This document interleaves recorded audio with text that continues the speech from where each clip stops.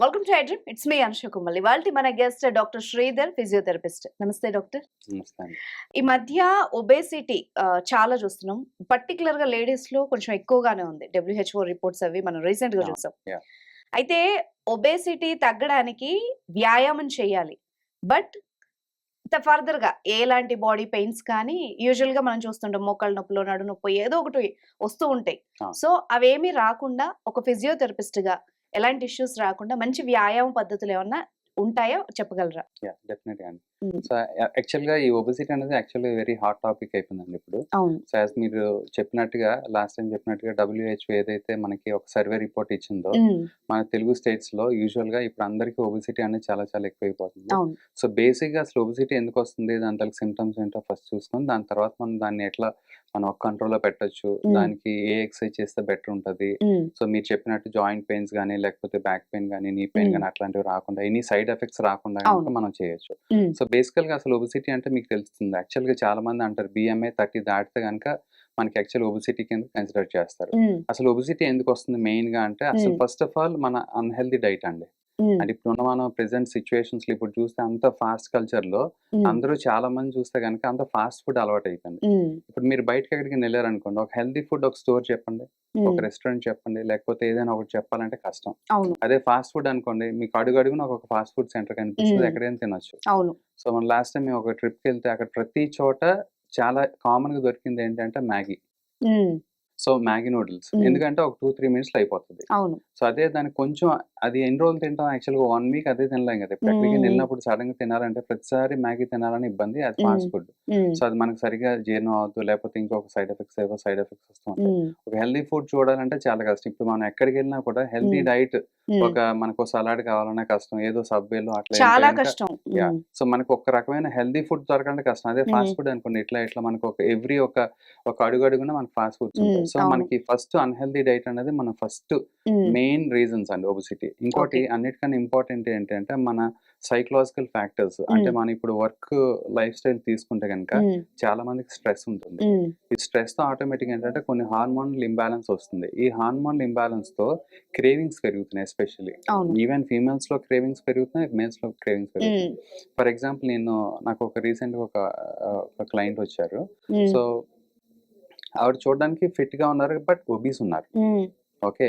So, reason ఏంటి అంటే అడిగాననమాట. యూజువల్‌గా డైట్ ఎట్లా ఉంది? ఏంటి ఉంది? ఆమె బ్యాక్ పెయిన్‌తో వచ్చారు. హ్మ్. సో, మనకి ఒబెసిటీ తగ్గకపోతే బ్యాక్ పెయిన్ తగ్గదు. అవును. ఈ బ్యాక్ పెయిన్ తగ్గాలంటే ఒబెసిటీ తగ్గాలి. హ్మ్. సో, ఇది ఎట్లా అంటే మనకి ఓ సైకిల్‌లా అనమాట. అది హ్మ్. లేకపోతే ఇది లేదు, ఇది లేకపోతే ఇది లేదన్నట్టు అవును. ఉంటుంది. సో, హ్మ్. దానికేం చేయాలి? ఫస్ట్ అట్‌లీస్ట్ కొంచెం ఇప్పుడు నేను బ్యాక్ పెయిన్ తగ్గిచ్చేస్తా టెంపరరీగా. హ్మ్. బట్ తర్వాత రూట్ కాజ్ అయితే తగ్గియాలి గదా! అవును. సో, ఇప్పుడు నా దగ్గరికొచ్చిన వెంటనే బ్యాక్ పెయిన్ తగ్గింది. మళ్ళీ ఒక 1 మంత్ తర్వాత వచ్చిందంటే, హ్మ్. ఓకే. తినేం చేశారు? అసలు సరిగ్గా లేదు అనుకుంటారు. సో, హ్మ్. బట్ రూట్ కాజ్ ఏంటి? ఒబెసిటీ. అవును.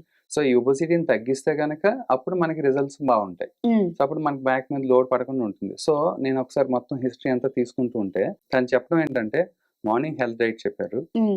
మధ్యాహ్నం హెల్త్ డైట్ చెప్పారు. ఈవినింగ్ హెల్త్ డైట్ చెప్పారు. హ్మ్. చాలా బ్రహ్మాండంగా ఉంది. ఓకే. అసలెక్కడ కూడా ఎటువంటి జంక్ గాని ఏమీ లేదు. హ్మ్. రీజన్ ఏంటంటే ఆమెకి స్లీప్ డిజార్డర్ ఉంది. ఓకే. ఓకే. హ్మ్. సో, ఆటోమేటిక్‌గా ఒక 2, 3 వరకు ఆమెకి నిద్ర పట్టదు. హ్మ్. సో, ఎప్పుడైతే 2, 3 వరకు నిద్ర పట్టదో వాళ్ళకేమవుతుందంటే ఎప్పుడైతే స్లీప్ డిప్రైవేషన్ అట్లాంటి డిజార్డర్స్ ఉంటాయి. హ్మ్. ఆటోమేటిక్‌గా హార్మోనల్ ఇంబాలెన్స్ ఉంటుంది.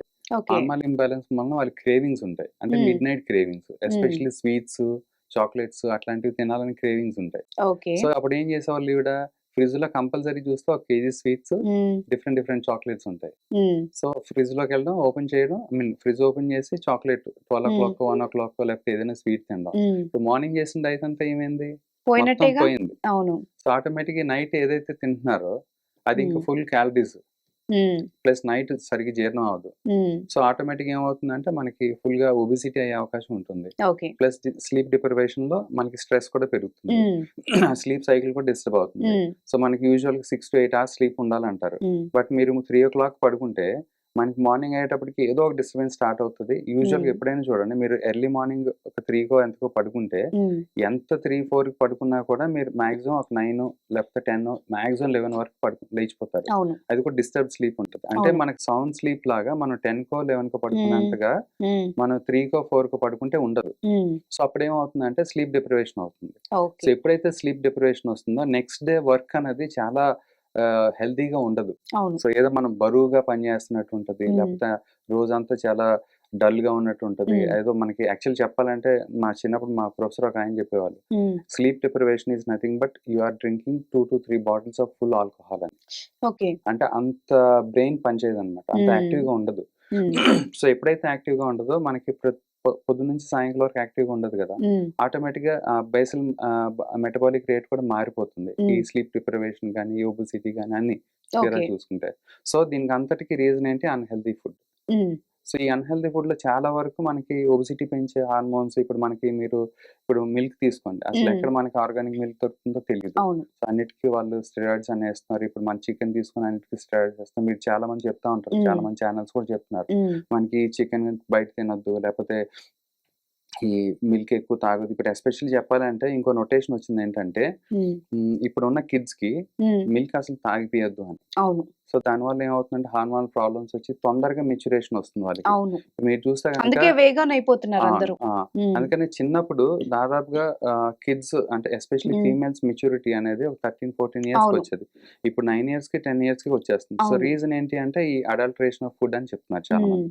సో ఈ అన్‌హెల్తీ డైట్ చాలా ఇంపార్టెంట్ అండి. హ్మ్. దీన్ని మనం తగ్గించుకోవాలి. At the same time stress. హ్మ్. ఇంకోటి ఎన్విరాన్మెంటల్ ఫ్యాక్టర్స్. హ్మ్. అంటే మన చుట్టూతా ఉండే ఫ్యాక్టర్స్ ఏవైతే ఉంటాయో అవి ఒబెసిటీ కాజ్ చేసే అవకాశాలు కూడా ఉంటాయి. హ్మ్. ఇప్పుడు ఫర్ ఎగ్జాంపుల్ నేను సెడెంటరీ లైఫ్ స్టైల్ అంటే నా జాబ్ సెడెంటరీ అంటే ఒక చైర్‌లో కూర్చొని నేను డెస్క్‌టాప్ చేస్తున్నాను అనుకోండి. హ్మ్. సో వాట్ ఐ డూ అదంతా సెడెంటరీ లైఫ్ స్టైల్. ఆటోమేటిక్‌గా మన వర్క్ స్టైల్ ఫర్ హ్మ్. ఎగ్జాంపుల్ మాక్సిమం స్టార్ట్ అయ్యేది ఎప్పటి నుంచి మార్నింగ్ 6, 7 నుంచి స్టార్ట్ అవుతుంది. హ్మ్. నైట్ ఒక 10 వరకు ముగుస్తుందనుకోండి. హ్మ్. సో దీనిలో మాక్సిమం యాక్టివిటీ ఎక్కువుండేదేంటి? ఎంత టైం? ఆటోమేటిక్‌గా 9 నుంచి ఈవినింగ్ 6 వరకు అవును. జనరల్‌గా. హ్మ్. సో ఈ 9-6 వరకే మనకు సెడెంటరీ లైఫ్ స్టైల్ ఉందనుకోండి. హ్మ్. ఆటోమేటిక్‌గా ఏమవుతుందంటే మన డైజెషన్ సిస్టమ్ కూడా స్లో అవుతుంది. హ్మ్. ప్రతి ఒక్క మజిల్ యాక్టివిటీ స్లో అవుతుంది. ప్రతి హ్మ్. ఒక్క జాయింట్ యాక్టివిటీ స్లో అవుతుంది. హ్మ్. ఆటోమేటిక్ హార్మోనల్ ఇంబాలెన్స్ కూడా నెమ్మదిగా స్టార్ట్ అవుతుంది. సో వీటి మూలాన ఆటోమేటిక్‌గా ఏమవుతుంది? ఒబెసిటీ స్టార్ట్ అవుతుంది. హ్మ్. సో ఎన్విరాన్మెంటల్ ఫ్యాక్టర్స్ కూడా ఒకటి. సో హ్మ్. ఎన్విరాన్మెంటల్ ఫ్యాక్టర్స్‌ని కూడా మనం అందుకనే ఇప్పుడు ఎక్కువ సేపు కూర్చొని డెస్క్‌టాప్ జాబ్ చేసేటోళ్ళకి మేమైతే స్పెషల్‌గా రికమెండ్ చేసేదేంటంటే no matter what hmm. You have to stand at least after every half an hour అని చెప్తాం. హ్మ్. జస్ట్ నించోండి అని చెప్తాం అట్‌లీస్ట్. హ్మ్. ఒకవేళ నడిచొస్తే అది వెల్ అండ్ గుడ్. హ్మ్. కొంతమంది ఏమంటారంటే మేము మీటింగ్‌లో ఉన్నాం. మేము మళ్ళీ నడిచి రావడం అంటే చాలా కష్టం అవుతుంది. హ్మ్. సో అందుకని ఏం చేస్తామంటే అట్‌లీస్ట్ మీరు నించోండి. సో ఆ పోస్చర్‌ని బ్రేక్ చేయండి అని చెప్తాం. ఓకే. ఈ పోస్చర్ కూడా చాలా ఇంపార్టెంట్. ఈ ఒబెసిటీ మూలాన ఏమవుతుందంటే ఈ పోస్చర్ మారిపోతుంది. ఇప్పుడు హ్మ్. మీరెప్పుడైనా ఎవరినైనా కొంచెం ఒబెసిటీ బాగుందని చూస్తే గనుక ఇలా కూర్చుంటారు. అవును. సో లిటరల్‌గా చెప్పాలంటే ఈ నెక్ ఏదైతే ఉందో ఇట్లా హ్మ్. ముందుకొస్తది. అవును. సో, అప్పుడు మళ్ళీ ఏమవుతుంది నెక్ పెయిన్ స్టార్ట్ అవుతుంది. హ్మ్. సర్వికల్ రాడిక్యులోపతి అంటాం. హ్మ్. అదే బ్యాక్ పెయిన్ ఉన్నోళ్ళకి సయాటికా అంటాం. హ్మ్. ఇట్లాంటి ప్రాబ్లమ్స్ స్టార్ట్ అవుతాయి. యాస్ యూజువల్‌గా మీరన్నట్టు జాయింట్ పెయిన్స్ ఎట్లాగో వస్తాయి. హ్మ్. ఓకే. సో, ఈ హార్మోన్ ప్రభావం రావచ్చు. లేకపోతే వెయిట్ పెరగటం మూలాన కూడా జాయింట్స్ మీద ఎక్కువ లోడ్ పడడం మూలాన మజిల్స్ స్ట్రెయిన్ అవ్వటము, హ్మ్. జాయింట్స్ స్ట్రెయిన్ అవ్వడం కూడా జరుగుతుంది. సో, ఫస్ట్‌ది అన్‌హెల్తీ డైట్ అయితే, రెండోది స్ట్రెస్ అయితే, మూడోది ఎన్విరాన్మెంటల్ ఫ్యాక్టర్స్. హ్మ్. అట్ ద సేమ్ టైమ్ మనకి చాలా మందికి ఇప్పుడు మీరు చూస్తే గనక ఈ స్ట్రెస్ హార్మోన్స్ అన్నయి ఎక్కువుంటం మూలాన అంటే హ్మ్. మన స్ట్రెస్‌లో ఎక్కువ తీసుకోవటం మూలాన ఈ స్ట్రెస్ హార్మోన్స్ కూడా మన ఇన్సులిన్ మీద ఎఫెక్ట్ చేస్తాయి. ఓకే. సో, ఇన్సులిన్ మీద ఎఫెక్ట్ చేస్తే ఏమవుతుందంటే గ్లూకోజ్ టాలరెన్స్ అనేది మనకి ఏదైతే గ్లూకోజ్ హ్మ్. అరగాలో లేకపోతే హ్మ్. కరగాలో ఆ ఇన్సులిన్ తీసుకోదు. ఎప్పుడైతే హ్మ్. తీసుకోదో మనకి టైప్ 2 డయాబెటిస్ వచ్చే అవకాశం ఉంటుంది. హ్మ్. సో, ఈ స్ట్రెస్ ఎప్పుడైతే ఉంటుందో టైప్ 2 డయాబెటిస్ వచ్చే అవకాశం కూడా ఉంటుంది. హ్మ్. ఎప్పుడైతే టైప్ 2 డయాబెటిస్ వస్తుందో ఆటోమేటిక్‌గా ఒబెసిటీ కూడా పెరుగుతుంది. హ్మ్. సో, ఇది కూడా వన్ ఆఫ్ ది రీజన్స్. హ్మ్. సో, అందుకనే మనకి unhealthy diet, environmental factors, stress and plus at the same time sedentary life style హ్మ్. ఇవన్నీ చూసుకోవడం వలన ఈ ఒబెసిటీ పెరుగుతుందండి. అవును. సో, ఇవన్నీ మనం అరికట్టుకుంటే హ్మ్. దాదాపుగా ఒబెసిటీని తగ్గించొచ్చు. ఓకే. సో, ఇప్పుడు మనం సింప్టమ్స్‌కెళ్తే గనుక ఒబెసిటీతో మనకి చాలామంది అంటారు ఒబెసిటీలో సింప్టమ్స్ ఏముంటాయా అని. హ్మ్. సో, బట్ అవును. ఒబెసిటీలో సింప్టమ్స్ డెఫినిట్‌గా ఉంటాయండి. హ్మ్. ఫస్ట్ ఆఫ్ ఆల్ మనం ఏదైనా వర్క్ చేస్తా ఉంటే ఫెటీగ్ వచ్చేస్తది. ఏదో ఆయాస హుహు. పడుతున్నట్టు ఉంటాం. హ్మ్. బ్రెత్‌లెస్‌నెస్, ఆయాస పడతా ఉంటాం. ఇంకోటి చాలా లెథార్జీగా ఉంటది బాడీ. ఇప్పుడు ఏదైనా పని చేయాలనుకోండి, హ్మ్. అంత యాక్టివ్‌గా ఉండదు. ఇంతకుముందు ఒక 20, 30 కేజీస్ తక్కువున్నప్పుడు ముందు కంపేర్ హ్మ్. చేస్తే, ఇప్పుడు ఒక 20, 30 కిలోస్ పెరిగామనుకోండి. హ్మ్. BMI 30 క్రాస్ అయితే గనక, ఆ యాక్టివ్‌నెస్ ఉండదు ఒకటి. ఓకే. రెండోది ఏమవుతుందంటే బ్రెత్‌లెస్‌నెస్, ఫెటీగ్‌లా వస్తూ ఉంటుంది. హ్మ్. ఇంకోటి జాయింట్ పెయిన్స్ అని వస్తా ఉంటాయి. హ్మ్. ఊరికూరికనే ఇన్‌ఫ్లమేటరీ చేంజెస్ కూడా వస్తా ఉంటాయి. సో, హ్మ్. ఇన్‌ఫ్లమేటరీ చేంజెస్ ఎందుకొస్తాయంటే, మనకి ఎప్పుడైతే ఒబెసిటీ పెరుగుతుందో మన బాడీలో కొన్ని ఫ్యాట్ సెల్స్ ఉంటాయి కదా, ఎడిపోస్ టిష్యూ అట్లాంటివి, ఆ ఊరకనే ఇన్ఫ్లమేటరీ రెస్పాన్స్ చేసే పదార్థాన్ని వదులుతా ఉంటుంది బాడీలో. ఓకే. సో అందుకని ప్రతిసారి కొంతమంది మీరు ఎప్పుడైనా చూస్తే కనుక ఒబెసిటీ ఎక్కువ ఉన్న వాళ్ళకి జాయింట్ పెయిన్స్ ఎక్కువ రావడం, మజిల్ పెయిన్స్ ఎక్కువ రావడం చూస్తూ ఉంటారు, గమనిస్తూ అవును. ఉంటారు. హ్మ్. రీజన్ ఏంటంటే ఈ ఫ్యాట్ సెల్స్ ఏవైతే ఎక్స్ట్రాగా లేయర్డ్ ఉంటాయో అవి ఏం చేస్తాయంటే కొన్ని ఇన్ఫ్లమేటరీ పదార్థాలను వదులుతూ ఉంటాయి. హుహు. అప్పుడు ఆటోమేటిక్గా ఏమవుతుంది, మజిల్ పెయిన్ లేకపోతే జాయింట్ పెయిన్ అట్లాంటి ఫ్రీక్వెంట్గా వచ్చే అవకాశం ఉంటుంది. హ్మ్. సో ఇట్లాగా మన సిమ్టమ్స్ కూడా మనం తెలుసుకోవచ్చండి. At the same okay. Time ఏమవుతుందంటే కొంతమందికి ఒబెసిటీ మూలాన hmm. Back pain, neck hmm. Pain, joint pains కూడా వస్తూ ఉంటాయి. సో ఈ విధంగా మనం చూసుకోవడం ఒకటి. హ్మ్. Plus at the same time ఎప్పుడైతే ఒబెసిటీ పెరుగుతుందో కొంతమందికి బ్లాక్ లైన్స్ చూస్తా ఉంటారు వెనక, అవును. నెక్‌కి లైన్స్ అవన్నీ. అండ్ దెన్ సో ఆ లైన్స్ ఏంటి అంటే హార్మోనల్ ఇంబాలెన్స్ ఉన్నట్టు లెక్క. So insulin, okay. Type 2 diabetes వచ్చేది కూడా లెక్క. సో హ్మ్. వీళ్ళకి ఎప్పుడైతే టైప్ 2 డయాబెటిస్ వస్తుందో ఫ్రీక్వెంట్ యూరినేషన్ అట్లాంటివి కూడా ఉంటాయి కదా, హ్మ్. అదొకటి. ఇంకోటి ఒబెసిటీలో ఏంటి అంటే ఎక్కువ ఫ్రీక్వెంట్‌గా తింటా ఉంటారు. అంటే హ్మ్. నో మ్యాటర్ వాట్ వాళ్ళకి, అంటే ఇప్పుడు మనకి ఫర్ ఎగ్జాంపుల్ ఇప్పుడు నార్మల్ పర్సన్ ఉన్నారనుకోండి. హ్మ్. కొంత ఆహారం తింటే మనకు ఒక సెటైటీ వచ్చేస్తది. అమ్మ హ్మ్. చాలా అనిపిస్తది. హ్మ్. వాళ్ళకేంటంటే ఆ సెటైటీ లెవెల్స్ సరిగ్గా ఉండవు. ఓకే. అంటే హెపజార్డ్‌గా ఉంటాయి. హ్మ్. ఇప్పుడు వాళ్ళు ఎంత తిన్నా దే కెనాట్ జడ్జ్. హుహు. అర్థమైందండి. ఇప్పుడు మనం ఒక కప్ ఆఫ్ రైస్ తీసుకుంటే నాకు ఫుల్ అయిపోతుందని నేను అనుకుంటే, హ్మ్. బట్ వాళ్ళు ఎంత తిన్నా కూడా వాళ్ళకి అర్థం కాదు. ఓకే. సో, ఆ జడ్జిమెంట్ అనేది వాళ్ళకుండదు. సో, ఇది కూడా one of the major reasons. అంటే మనం ఎక్కువ ఇంటేక్ ఆఫ్ ఫుడ్ తీసుకుంటున్నాం. అది కార్బ్స్ కావచ్చు, ప్రోటీన్ కావచ్చు, ఏదైనా కావచ్చు. హ్మ్. సో, కార్బ్స్ తీసుకుంటే ఏమవుద్ది, ఆటోమేటిక్‌గా మళ్ళీ ఒబెసిటీ పెరుగుతుంది. హ్మ్. ప్రోటీన్ అంటే పర్వాలేదు అట్‌లీస్ట్. హ్మ్. సో, అది కొంచెం డైజెస్ట్ అవ్వడానికి టైం పడతది కాబట్టి కొంచెం తక్కువ కంటెంట్ తీసుకున్నాం. అదే కార్బ్స్ అనుకోండి మనం ఎక్కువ తినేస్తాం. హ్మ్. మన చిన్నప్పటి నుంచి ఆహారపు అలవాట్లు చూడొచ్చు. హ్మ్. లేకపోతే ఆ కార్బ్స్ కొంచెం డైజెషన్ కొంచెం కాంప్లెక్స్ ఉండదు కాబట్టి ఎక్కువ హ్మ్. తినేస్తాం. ఆటోమేటిక్‌గా ఒబెసిటీ కూడా పెరుగుతుంది. హ్మ్. సో, ఇవి సింప్టమ్స్ అండి. హ్మ్. సో, వీటిని ఎట్లా అరికట్టొచ్చు?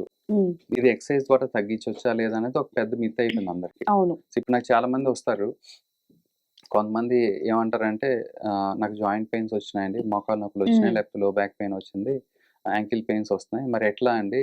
అంటే సరే ఇప్పుడు జనరల్‌గా కామన్‌గా ఎవరైనా ఏం చెప్తారు? ఇప్పుడు పక్కింటి వాళ్ళు కానీ, లేకపోతే ఎవరైనా హ్మ్. కామన్‌గా తెలిసినోళ్ళు, లేకపోతే మెడికల్ నాలెడ్జ్ ఉన్నవాళ్ళు ఎవరైనా ఏం చెప్తారంటే, ఏముంది వెయిట్ తగ్గితే మీకు జాయింట్ పెయిన్స్ అని తగ్గుతాయంటే 200% తగ్గుతుంది. హ్మ్. కాకపోతే దానికొక ప్రాసెస్ ఉంటుంది. హ్మ్. ఆ ప్రాసెస్ తెలియకపోవడం వల్ల ఏమవుతుందంటే, ఎవరికైతే ఒబెసిటీ ఉందో వాళ్ళు ఒకటి తగ్గకపోవడం జరుగుతుంది. హ్మ్. లేదంటే రెండోది దానికొచ్చే కాంప్లికేషన్స్, అంటే ఎట్లా జాయింట్ పెయిన్స్ గాని, లేకపోతే ఇట్లాంటివన్నీ అరికట్టలేకపోతారు. హ్మ్. సో, ఆ మధ్యలో ఉండిపోతారనమాట. హ్మ్. ఆ మధ్యలో ఉండిపోవడానికి రీజన్ ఏంటంటే గైడెన్స్ లేక.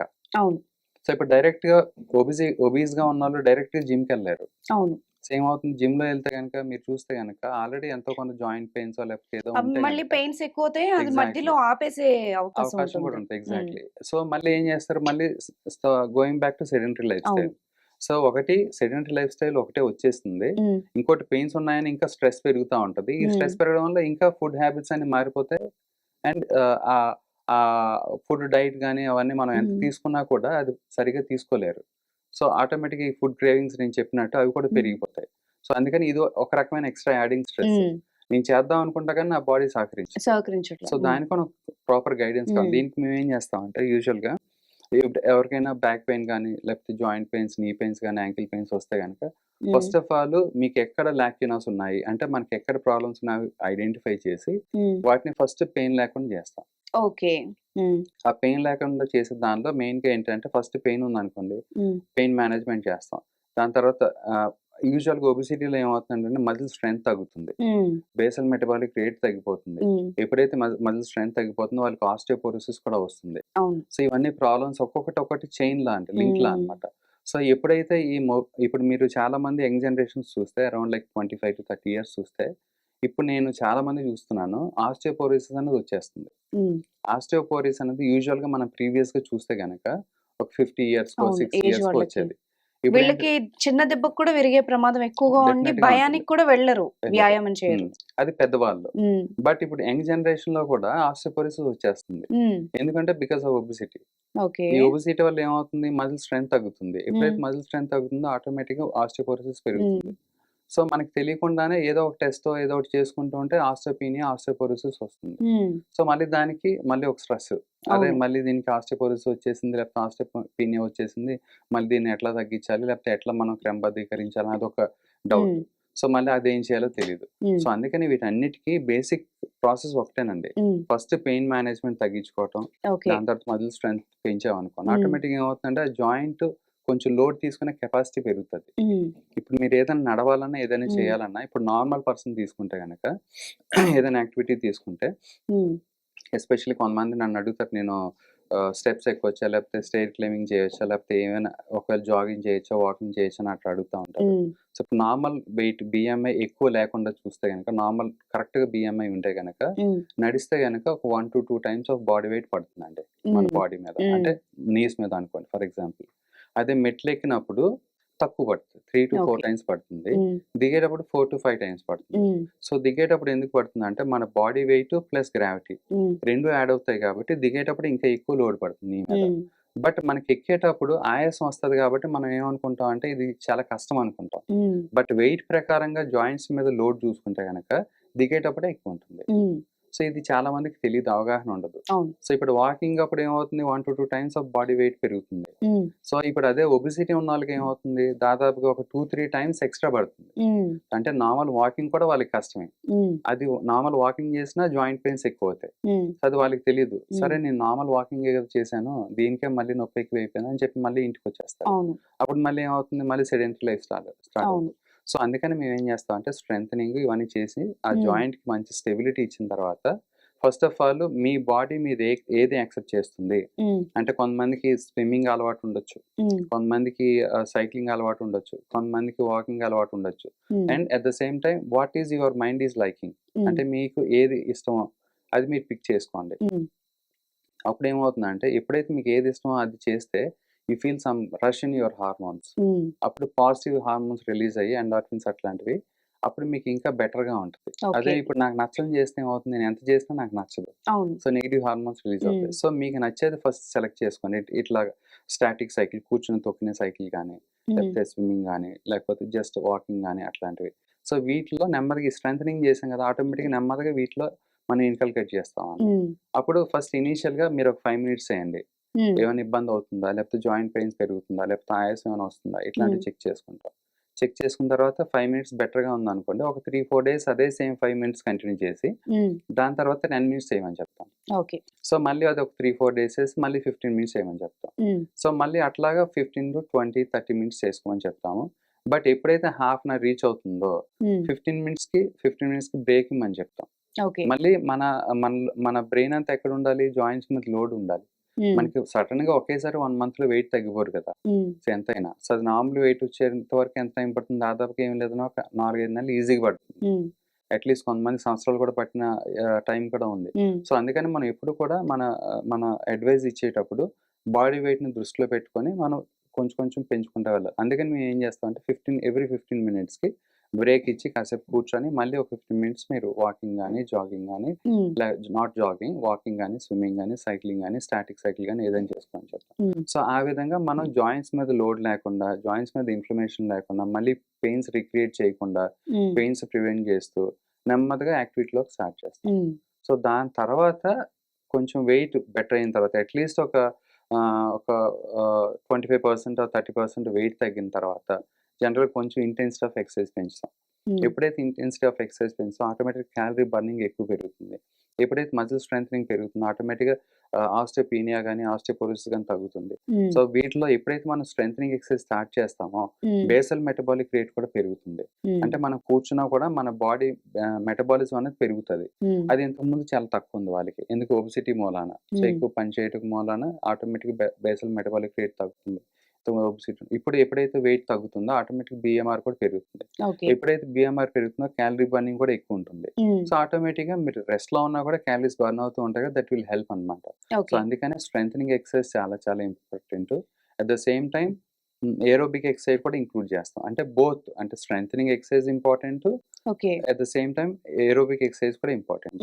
ఏరోబిక్ ఎక్సర్సైజ్ ఏంటి అంటే మెయిన్ గా క్యాలరీస్ బర్నింగ్ మీద ఉంటుంది. బట్ ఎప్పుడైతే స్ట్రెంథనింగ్ వదిలేసామో ఆటోమేటిక్ మజిల్ స్ట్రెంత్ మీద కాన్సన్ట్రేట్ చేయకపోతే ఒత్తి క్యాలరీ బర్న్ అయ్యి మనకి ఆస్టియోపోరోసిస్ ఏదైతే ఉందో దాన్ని మనం అడ్రస్ చేయకుండా అయిపోతుంది. సో అందుకని స్ట్రెంథనింగ్ కూడా యాడ్ చేసుకుంటే మనం ఆస్టియోపోరోసిస్ ని అడ్రస్ చేయొచ్చు, at the same time muscle strengthening చేయొచ్చు, అట్ ద సేమ్ టైం మనకి జాయింట్ స్టెబిలిటీ అన్ని పెరుగుతాయి. Um, plus at the same time aerobic చేస్తే క్యాలరీస్ కూడా బర్న్ అవుతాయి. ఓకే. సో ఈ 2 కంబైన్ చేసి ఫ్యూజన్ చేస్తే మనకు బెటర్ రిజల్ట్స్ ఉంటాయి. At the um, same time అల్టిమేట్‌గా నేను చెప్పినట్టు last time unhealthy food diet అన్నా కదా! ఉమ్, దాన్ని కూడా మనం ప్రాపర్ డైట్ తీసుకోమని చెప్తాము. ఆ డైట్ తీసుకోమని చెప్పిన తర్వాత వాళ్ళు దే కెన్ ఎవరినైనా న్యూట్రిషనిస్ట్ గాని లేకపోతే ఉమ్, ఎవరైనా వాళ్ళని అప్రోచ్ అయితే గనుక వాళ్ళు ప్రాపర్ డైట్ ఇస్తే this will add up for um. Decreasing more obesity అన్నమాట. సో ఈ విధంగా మనం అన్ని మా తరపు నుంచి ఇట్లాంటి హెల్ప్ ఉంటుందండి. Okay doctor. ఇప్పుడు మీరు చెప్పినట్టుగా ఏదో ఒకటి చేసేయడం కాకుండా ఒక ప్రాపర్ గైడెన్స్ ఇప్పుడు మీరు ప్రాసెస్. చెప్పినట్టుగా యాహ్! ప్రాసెస్ లో వెళ్తే బెటర్ రిజల్ట్స్ ఉంటాయి. అవును. Thank you very much. Thank you అండి.